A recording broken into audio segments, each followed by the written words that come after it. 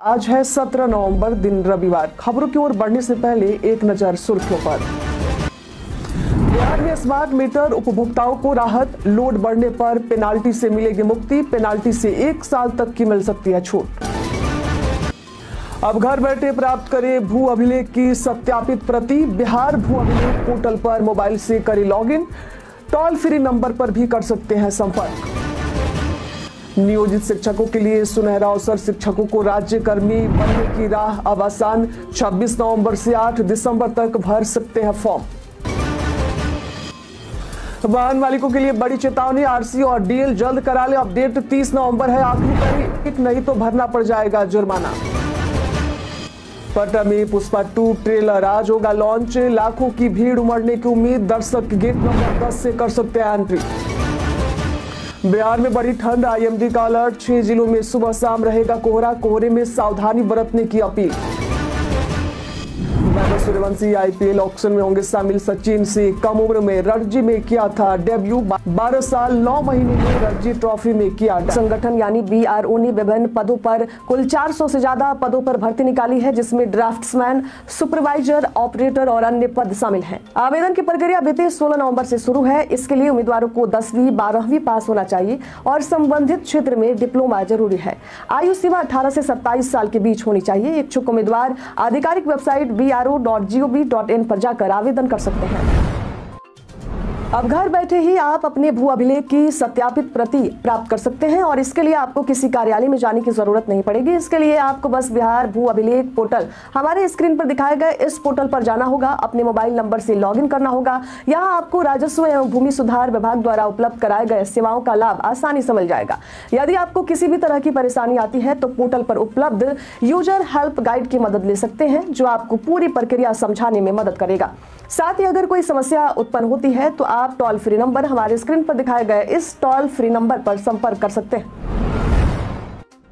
बिहार विद्यालय परीक्षा समिति ने इंटरमीडिएट वार्षिक परीक्षा 2026 में शामिल होने वाले अभ्यर्थियों के लिए ऑनलाइन निबंधन की तिथि बढ़ा दी है। अब कक्षा 11वीं में अध्ययनरत छात्र छात्राएं 22 नवंबर तक ऑनलाइन निबंधन करा सकते हैं।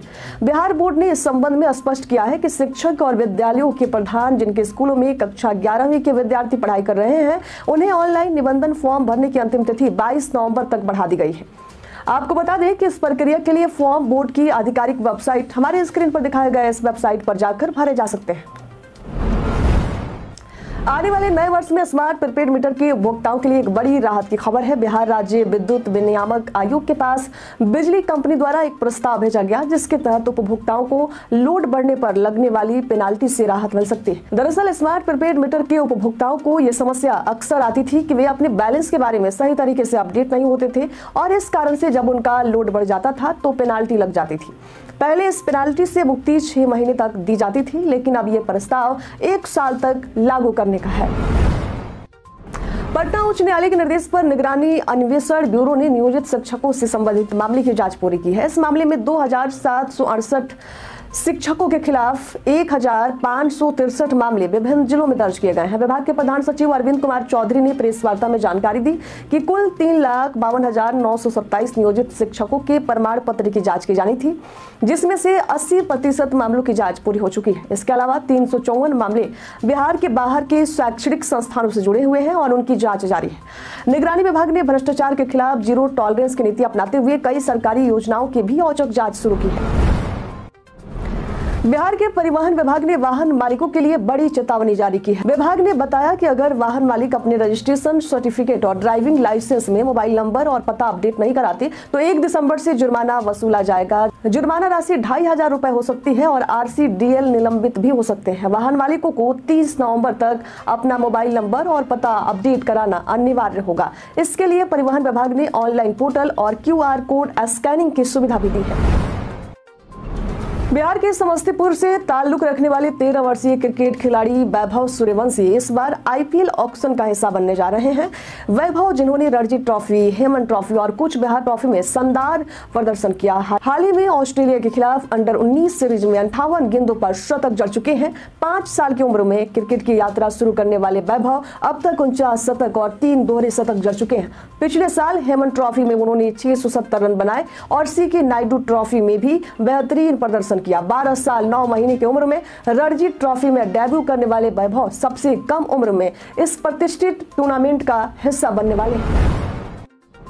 जमीन क्रय के बाद दाखिल खारिज के आवेदन में निम्न बातों को ध्यान में रखना जरूरी है। बिहार भूमि पोर्टल पर आप खुद ही अपने मोबाइल नंबर से लॉगिन कर आवेदन करें, जिससे आवेदन के बाद की कार्रवाई आप खुद कर सकें। आवेदन के लिए विक्रेता या पूर्व की जमाबंदी, रैयत की जमाबंदी का ऑनलाइन होना और म्यूटेशन होने वाला खाता, खिसरा तथा रकबा का होना जरूरी है।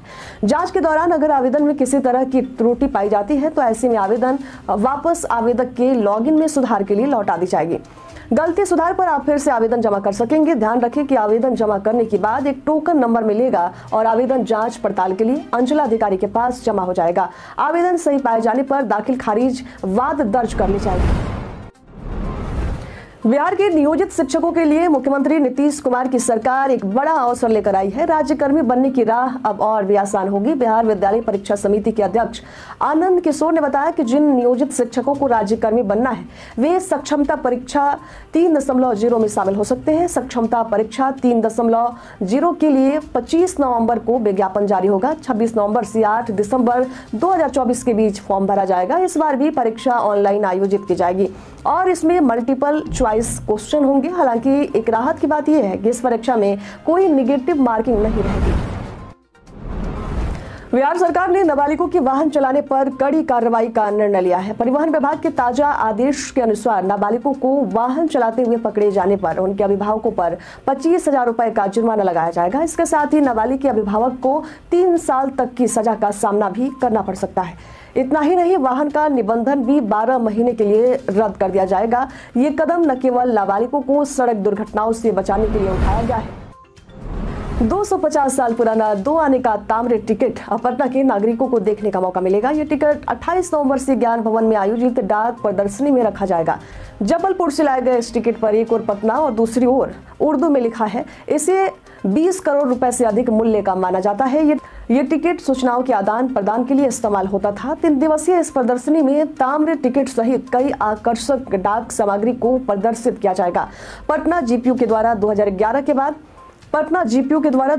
के बाद पहली बार डाक प्रदर्शनी का आयोजन किया जा रहा है।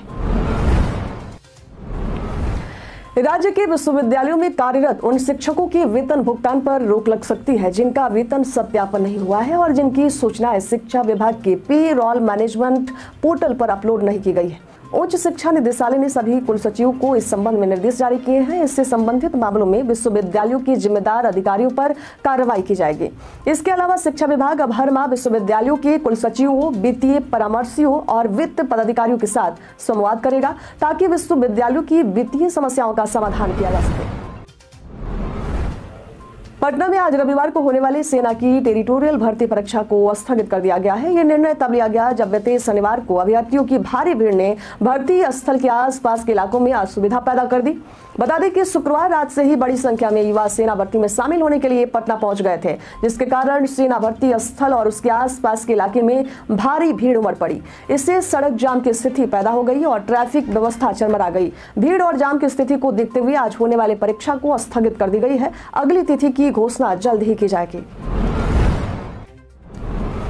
गोपालगंज जिले के कुचायकोट प्रखंड के 100 विद्यालयों के प्रधानाध्यापकों पर कड़ी कार्रवाई की गई है। शिक्षा विभाग के निर्देशों के बावजूद इन प्रधानाध्यापकों ने यू-डायस पोर्टल पर निर्धारित समय सीमा के भीतर स्टूडेंट प्रोफाइल एंट्री का काम पूरा नहीं किया। बीईओ अशोक कुमार सिंह ने इन प्रधानाध्यापकों का वेतन अगले आदेश तक स्थगित कर दिया है और उनसे स्पष्टीकरण भी मांगा गया है। विभाग ने सभी प्रधानाध्यापकों को 24 घंटे के भीतर प्रोफाइल एंट्री पूरी करने का आदेश दिया है, अन्यथा विभागीय कार्रवाई की चेतावनी दी गई है। बीते दिन पर्यावरण, वन एवं जलवायु परिवर्तन विभाग बिहार को गौरैया संरक्षण के लिए एक नई कार्य योजना सौंपी गई। ये रिपोर्ट वन्य प्राणी सप्ताह के दौरान पटना जू के तत्कालीन निदेशक सत्यजीत कुमार के आग्रह पर गौरैया विद संजय कुमार द्वारा तैयार की गई। कार्य योजना में गौरैया की घर वापसी के लिए दाना पानी रखने, कृत्रिम घोंसला स्थापित करने, पेड़ लगाने और लोगों से गौरैया के प्रति संवेदना बढ़ाने की अपील की गई है। ये अभियान पहले चरण में पटना में शुरू होगा और बाद में अन्य जिलों में लागू किया जाएगा। पूर्णिया में गुरुवार को पुलिस ने एक एग्जाम सेंटर पर छापेमारी कर 35 फर्जी कैंडिडेट्स को गिरफ्तार किया। पुलिस ने बताया कि ये एसएससी एमटीएस परीक्षा में सेंटर संचालक की मिलीभगत से शामिल हो रहे थे। एग्जाम सेंटर के बगल के कमरे में असली कैंडिडेट्स बैठकर बायोमेट्रिक डेटा दर्ज करवा रहे थे, जबकि फर्जी कैंडिडेट्स परीक्षा दे रहे थे। पूर्णिया के एसपी कार्तिक